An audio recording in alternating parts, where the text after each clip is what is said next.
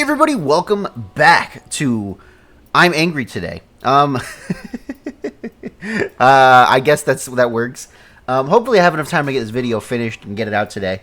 But today I'm angry. I was thinking about some Pokémon mechanics that I really don't like, and the first one that we're going to start off with is the one that is the most recent on my mind, but I threw in a bunch of other stuff that I've been angry about in the past, so hopefully we don't get too heated. Or maybe we do. I don't know. What do you prefer? Before we get started here, as always, guys, leave me a like and a comment and a subscription if you really enjoy watching my content. The best thing you can do for any content creator that you enjoy is to subscribe to them. It boosts their videos and all of their stuff really high. So it doesn't have to be me, but go subscribe to somebody that you're watching today. Anyway, without further ado, let's jump right into it. The first thing that makes me mad has to do with terrestrialization and the way that it interacts with adaptability. It makes no sense. Let me explain. So if you don't know what adaptability does, essentially it makes it so that your stab attacks, your same type attack bonus attacks, they do 2 times more damage instead of the normal 1.5 times more damage. That is a boost of, if we do the math here really quick, let's just do it really quick just for everybody. So, how do we do this? We do 2 divided by 1.5. That is an extra 1.3 repeating boost to all of your stab moves. Now, if we take this and we multiply it by how much stab is after terrestrialization, what we should be getting is 2.6. But no! For some goddamn reason, it is only 2.25. If you are terrestrialized and you have the same type, you go from 2 to 2.2. That is less than a life orb. That is less than a life orb on what was originally a little bit more than a life orb. And that makes no sense. That makes no sense. I don't like that. It's stupid. Adaptability is like a good ability, but it's not like a great ability. You know what I mean? Like, it was pretty good with Dynamax because those moves are already so powerful. Honestly, with the Pokemon that we have right now, I don't think it'd be that broken if with Stab and Terra and Adaptability, you got to do 2.6 times damage.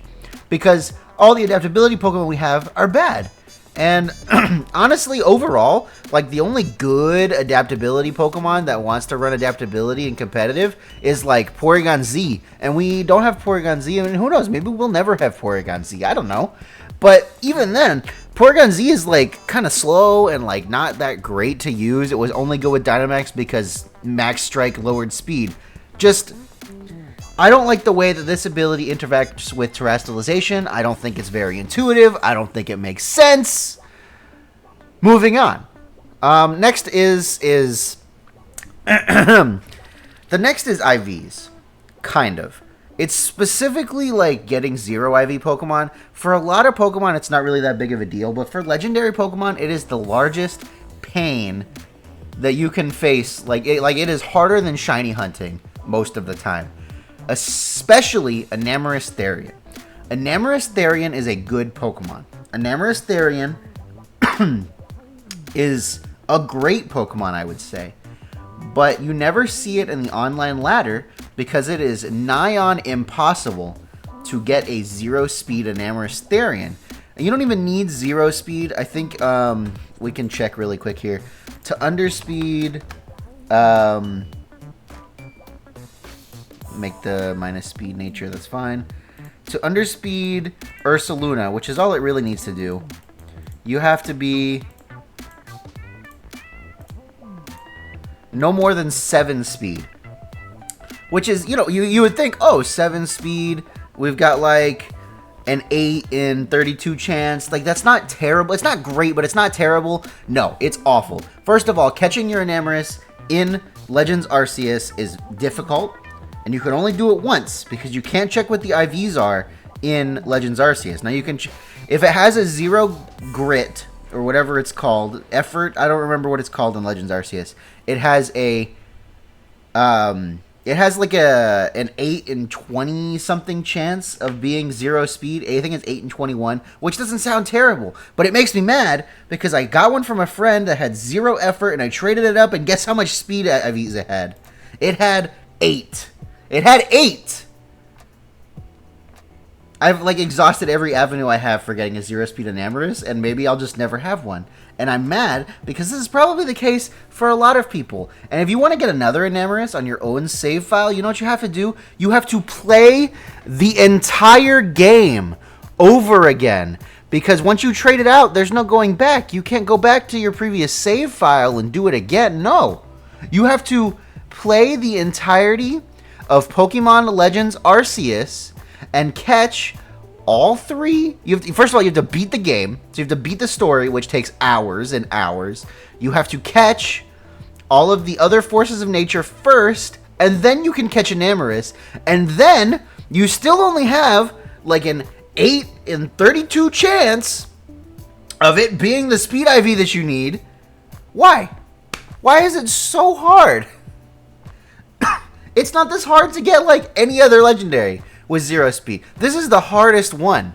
Even like Mythicals, the one that wants 0 speed, they gave it out as an event distribution. Now, yes, you do have to finish like the entire Pokedex, but at least you do that once and you're guaranteed it. Like this is ridiculous. Moving on. Rage Fist. Rage Fist makes me mad because other attacks, like Last Resort, don't remember things that happened the last time they were on the field. So if you don't know what Rage Fist does, it remembers how many times Annihilate has been hit, even if Annihilate switches out. So if Annihilate switches out, it still remembers how many times Annihilate was hit the last time it was on the field, and it keeps adding to that number to the maximum of like 350 damage, I think it is. It might just be 300. But here's the thing. Other moves, like Last Resort, which Gumshoos gets, you have to use every other move that Gumshoos knows every single time Gumshoos switches out and comes back in. Why can't we just make them all remember? Like Belch. Like, I'm pretty sure that Belch doesn't remember if you ate a berry if you switch out and come back in. That's stupid. Like, if now we have figured out how to make moves remember things when you switch out and switch back in, they should just all remember. They should all remember, and I will not be taking questions at this time because they should just all remember. There you go. I feel like that makes sense, and I feel like those moves, those other moves, are honestly not good enough for us to be nerfing them this way because Rage Fist works the way that we want it to. So everything else should. Next up is Snow. Snow makes me mad because somehow it is still worse than Sand. Now, Snow is better than it's ever been. We have good Snow abusers. They like made it a better like weather condition. But Snow was one half of a Sandstorm before. It was just the damaging half. And now it is just still one half of a Sandstorm, but the other half. So now it just boosts the defensive ice types, and that's it. And I don't know. In some ways, like, this is a blessing because it makes it easier to put other Pokemon onto a Snow team, I guess. Because, like, only Ice-type Pokemon, you feel like you have to run a million just to not take damage. But on the other hand, that chip damage is so nice sometimes. That chip damage is so nice sometimes. It's really good for breaking Focus Sashes, just doing a little bit of extra damage. We don't get to have it anymore. I just want to know why Snow is still only one half of a Sandstorm. Why is it only one half of a Sandstorm? Can we have a Snow/Hail that is a whole Sandstorm, please? For me? For my sanity? Just a little? Okay. Moving on. Alright, where I'm not as heated as, I have been in previous videos. We're not there yet. And, I feel okay. My blood pressure hasn't gone up yet. I'm feeling okay. Okay, the next thing is bug types. Just bug types in general. With the boost to Snow and us releasing really good ice types are no longer the worst type. The worst type is bug type, and it's by a lot. Bug types have almost nothing going for them. The only good thing that bug types do is resist ground, which there's only one other type that there's actually technically two other types that resist ground. There's grass, and then there's flying, which is completely immune. And grass and flying types are just a million times better than bug types. Why are bug types so bad? Like low kicks. Low kicks has tinted lens. Okay? And even with tinted lens making it so your bug type attacks are not resisted when you hit things, it's not good. Why? Because too many things resist bug. Like There are so many Pokemon that 4 times resist bug. They will still resist your first impression, even with tinted lens. Because essentially you only undo regular resistance and not like 4 times resistance. So Fluttermane, who is so weak, who does not want to take a first impression from low kicks in any regard, lives because it still resists it even after tinted lens. Ridiculous. Too many things resist bug. Honestly, if you're asking me, Fairy should probably just be weak to bug. I think that would be fair. I think that would make bug better, and it would make Fairy just like the tiniest bit worse. And like, there's really no reason for Fairy types to resist bug. I don't know. I also feel like bug types should be immune to powder moves, because most powder moves are bug type. Why are only grass type Pokemon immune to powder moves? Maybe not most are bug type, but a good chunk of them are bug type. So they're like all bug and grass types. So I feel like all bugs and grass type Pokemon should be immune to powder moves. That'd also be a nice like little niche to help some of the bug type Pokemon that are actually good, like Scizor or Cleavor would absolutely love to just ignore Rage Powder or ignore Spore. And it would just make some Pokemon just a little bit better. Like not even like that much better. Just they would make it feel a little less bad when I'm sitting here with bug type Pokemon and and my Vivillon is like staring down an Amoonguss and I can't sleep powder them, but they can spore me. That's not fair. That's not fair. Justice for bugged Pokemon. Hashtag go out like onto Twitter or Threads or I don't know, Facebook if you want. Hashtag justice for bug type Pokemon, please. Just something. Give them something. They need something. They have no good resistances. Oh boy, I resist grass. You know how many other types resist grass? A lot. Oh boy, I resist ground. That's like the one relevant resistance that bug has. This is the only thing that it does good is resist ground, and even then sometimes it doesn't. Please. Okay, the other thing that kind of it doesn't really make me mad, but it bothers me because it really like is annoying for newer players to learn this the hard way, and it's because it's just not very intuitive. I think it's probably fair and balanced the way that it is, but there needs to be some kind of way to make it more obvious so that newer players understand. The way that abilities like Thermal Exchange and Steam Engine are worded in the game make it sound like if you get hit with any kind of like move that is the type that triggers it, it'll work. So obviously for both fireworks, right? But you can't Will-O-Wisp your Baxcalibur to activate Thermal Exchange, even though you're immune to Will-O-Wisp. You're immune to Burn. You're immune to Will-O-Wisp. Will-O-Wisp does not activate Thermal Exchange, and that's just like really not intuitive. Yeah, like there's this divide between moves that grant you immunity. So like any type of any move of that type will trigger your ability and you'll get a boost, like Storm Drain, like Sap Sipper. So like if it's a Spore, I get a boost. If it's Life Dew, Gastrodon gets a special attack boost instead of like, you know what I mean? But like Life Dew doesn't trigger your Steam Engine. And I think it's probably fair that it doesn't, right? This is the kind of ability you have to take damage from that move to get it. It makes the Pokemon balanced, because if Colossal was immune to water type moves, it'd be stupid. But just imagine a world where you could click Priority Life Dew. I don't think there's one in Scarlet and Violet, but I'm pretty sure we had Priority Life Dew on somebody in Sword and Shield. Imagine the world where you can click Priority Life Dew and not take like half of your health off of an attack for Colossal, and you get Steam Engine. It would have been stupid broken last gen. This generation, not really so much. Same for Baxcalibur. Like, I don't know. I think like I said, I think it's probably balanced the way that it is. It's just not very intuitive. Every once in a while, like even still, I'll go a team and I'll go, ooh, I'm gonna run Sableye, Baxcalibur, and Will-O-Wisp myself and get an attack boost, and that's just not how it works.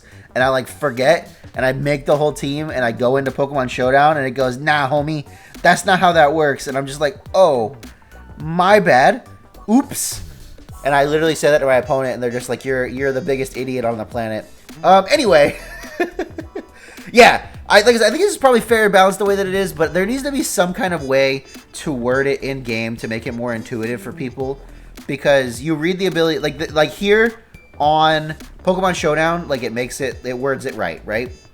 But in game it just says fire and water type moves increase this Pokemon's speed or something like that. Same thing for Thermal Exchange. It just says like fire type moves increase this Pokemon's attack, and that's not very intuitive because I don't know how you would make the distinction, but there you go. The next thing is Charge. Now, Charge is an old mechanic for moves like the move Charge, right? Does Bellybolt learn Charge? It does. So Charge, the move, makes it so that you have +1 special defense, and your next move is 2 times power. And you can really, I think you can click Charge as many times as you want because it boosts your special defense. But it only ever makes your electric type move 2 times power. It doesn't like stack. You don't get like 4 times, 8 times, 16 times, like the more times. And Electromorphosis shows that it activates every single time you take a hit. Like if Bellybolt gets hit like 3 times from like Surging Strikes or whatever, it shows Electromorphosis activating 3 times. But you only can get 1 charge. So you're getting like an extra charge that doesn't do anything. And I feel like that's not very intuitive. That doesn't really make sense. I want to have 3 charge. I don't even think it'd be busted because really this only applies to Bellybolt. And Bellybolt is like a funny meme Pokemon. It's not like a good Pokemon. I want to have times 8 on my next electric type attack. I want that parabolic charge to KO things that resist electric type attacks. I think that's fair because I took more than 1 hit. And if I have to take that many hits and live in order to get Electromorphosis, I think it's fair that we get to stack charges. I think stacking charges makes sense, and I want it. I want it. And that's that. The next thing is like Cloud 9. I know this is like an ability, but weather sometimes is not very intuitive. So like I feel like it makes more sense if we just make no weather a weather, and like Cloud 9 comes in and now there's just no weather. Instead of it being like this weird kind of like superimposed quantum state of the weather exists and it doesn't exist. Like it's still raining, but the effects of rain are negated. That doesn't make sense. It's not very intuitive. I don't like it. Let's just make no weather a weather, and when Cloud 9 comes in, it makes the weather no weather. Doesn't that make more sense? I also think we should give Rayquaza, just let Rayquaza have it's like a nerfed version of its Mega Evolution ability as its ability instead of Cloud 9, so that Rayquaza can do something. Although maybe this generation will do stuff because it does get extreme speed. Although I think Dragonite is still a better Pokemon than Rayquaza, which is just very sad. I think this is the last thing. No, it's not the last thing. Ooh. The second to last thing are terrains. And it's not so much like terrains. It's how terrains interact with Pokemon that aren't touching the ground. I think it makes sense that Pokemon that aren't touching the ground don't get to interact with terrains. But the terrain moves are what's confusing. And now we have very limited access to these moves right now. But, like Rising Voltage, right? I can't read the description because actually nothing learns Rising Voltage. But Rising Voltage, Expanding Force, and then to a much lesser extent, Grassy Glide and Misty Explosion, because nobody's using Misty Explosion, like it doesn't really matter. And then Grassy Glide is pretty intuitive still, but the way that Rising Voltage and Expanding Force interact with terrain just kind of bothers me. Because like Rising Voltage, it's not whether your Pokemon's touching the ground, it's whether the Pokemon you're targeting is touching the ground. If the power gets doubled, and that's confusing because Expanding Force is the opposite. If your Pokemon's not touching the ground, then you don't get spread Expanding Force. You get wimpy regular Expanding Force, and that's not very intuitive. Based on how like Rising Voltage works, you know what I mean? It's like the opposite. It's just confusing. Like I would think it would be fair if we still got like, because Because this is why. Because seeds. Psychic Seed still activates if you're not touching the ground. Drifblim can hold Psychic Seed and get Psychic Seed even though it's not touching the ground and, like, be fine. But Drifblim, if it learned Expanding Force, could not click Spread Expanding Force even though the terrain activated the seed, but it doesn't activate Expanding Force because you're not touching the ground, and that it doesn't make sense. Make it make sense. Make it consistent. Either you're in Psychic Terrain or you're not. Okay? I can't be in Psychic Terrain so my Psychic Seed activates, but I'm not in Psychic Terrain, so I don't get priority blocking and I don't get Expanding Force full power. You know what I mean? Does that make sense? And I'm pretty sure that actually Grassy Glide doesn't care whether you're touching the ground or not, which is not very consistent with the other ones. And then I don't know about Misty Explosion, but, like, I just had to put it on here to put all 4 terrains on here. You know what I mean? Yeah, I don't know. It's not very. I don't like when things don't make sense, like, from a logic standpoint. Like, there are a lot of things in Pokemon that don't make sense from a logic standpoint, but this is one of the ones that bothers me the most, because you would think, based on how Psychic Seed works, that you would just get to have Expanding Force, but no, that's not how it works, and I don't like that. That doesn't make sense to me. The last thing is Body Press. So Body Press doesn't take into effect anything that modifies your defense stat beyond your defense stat stages. So a funny thing that you can do, let's see if there's a Pokemon that has both.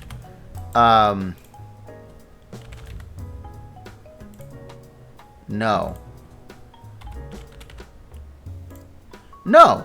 Okay, so a funny thing, if you didn't know, if you are clicking Body Press and you have the ability either Huge Power or Pure Power, it doubles your defense stat in the damage calculation, because your defense stat is your attack stat in that situation, which is confusing. But stuff like Eviolite won't boost your defense for Body Press. And I don't know. It's probably fair the way that it is. It just frustrates me because it's not very intuitive. Like I don't know. Like, if you have Go-Goat with Body Press, Grass Pelt doesn't make your Body Press stronger, because it only takes into account your defense stat stages and your defense stat. And then everything else is treated like your attacking stat. And Foul Play kind of works the same way. Foul Play just uses your opponent's attack and their thing. But, like, if you're burned, your move is still halved because it affects, like, the move's base power instead of your attack stat. Confusing stuff. I just don't like when things are confusing and not intuitive. And, like, this is one of those things that's not very intuitive, and it really bothers me. Does it bother you? Do any of these things bother you? Are you seething with anger over Expanding Force like I am? Go ahead and subscribe. We can be angry together. Let me know in the comments what Pokemon mechanics, or just anything really, make you angry, and maybe they'll get featured in a future video.